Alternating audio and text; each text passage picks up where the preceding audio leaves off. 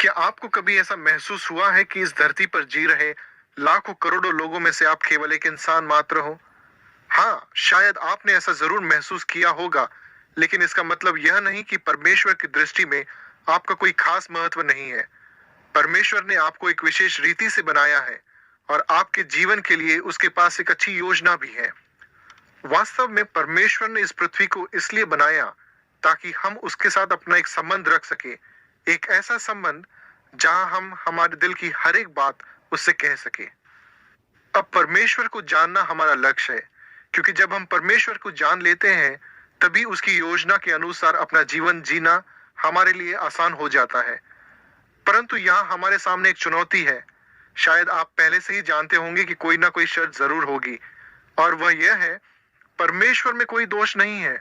वह परिपूर्ण है तथा स्वर्ग में उसका वास है और हमसे उसका नाता टूट गया है।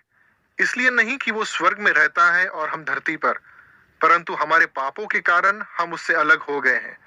जब हम गलत काम करते हैं या गलत चुनाव करते हैं तो हम उसे पाप कहते हैं। हम ऐसे कार्य करने का चुनाव करते हैं जिसे परमेश्वर नहीं चाहता कि हम करें। हमसे फिर से रिश्ता जोड़ने के लिए परमेश्वर के पास केवल एक ही मार्ग था, और वह था कि वह अपने पुत्र यीशु को हमें बचाने के लिए इस पृथ्वी पर भेजे। बाइबल कहती है, परमेश्वर हम पर अपने प्रेम की भलाई इस रीति से प्रकट करता है कि जब हम पापी थे तभी मसीह हमारे लिए मरा।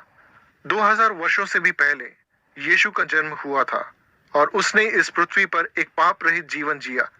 एक ऐसा जीवन जिसके द्वारा उसने प्रेम दर्शाया, बीमारों को चंगा किया, लोगों के साथ परमेश्वर का ज्ञान और सच्चाई को बांटा। उसके पाप रहित जीवन के कारण ही वह हमारा संबंध परमेश्वर के साथ फिर से स्थापित कर सका। यीशु ने हमसे इतना प्रेम किया कि उसने हमारे पापों के लिए उस क्रूस पर अपनी जान दी और तीसरे दिन फिर जी उठा। प्रेम की इसी महान कृत्य के द्वारा ही परमेश्वर और हमारे बीच की दूरी खत्म हो सकी। परमेश्वर के साथ अनंत जीवन जीने का केवल एक ही मार्ग है, यीशु को अपना उद्धारकर्ता मानकर उसका स्वीकार करने से इस पृथ्वी पर रहते हुए भी परमेश्वर के साथ हमारे संबंधों की फिर से शुरुआत होती है। बाइबल कहती है, यदि तू अपने मुंह से यीशु को प्रभु जानकर अंगीकार करे और अपने मन में विश्वास करे कि परमेश्वर ने उसे मरे हुओं में से जिलाया, तो तू निश्चय उद्धार पाएगा। इस रिश्ते की शुरुआत करने के लिए आपको आपके मन में विश्वास करना होगा और कहना होगा कि यीशु ही आपका प्रभु है। तो आप क्या सोच रहे हैं? क्या ऐसा करना बहुत ही मुश्किल काम है? हमारे गलत चुनावों के कारण हम परमेश्वर से अलग हो गए हैं और यीशु इस रिश्ते को परमेश्वर के साथ फिर से जोड़ता है। हमें अपने गलत चुनावों से केवल अपना मुंह फेरना है और अंगीकार करना है कि यीशु ही हमारा उद्धार करता है। क्या आप परमेश्वर के साथ फिर से अपना संबंध जोड़ना चाहते हो? और क्या इसी समय यीशु को अपना मित्र बनाना चाहते हो?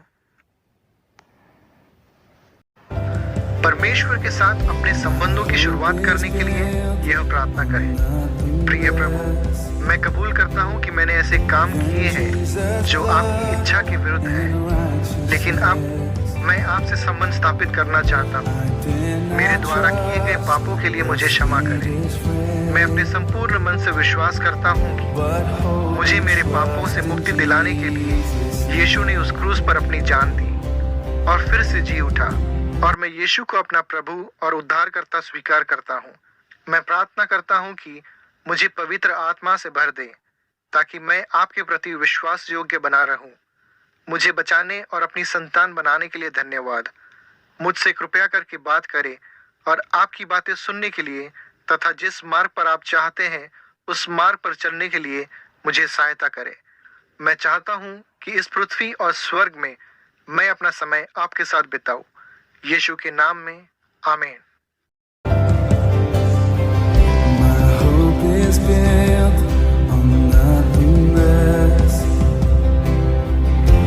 Jesus' blood and righteousness. I dare not trust the sweetest friend, but wholly trust in Jesus.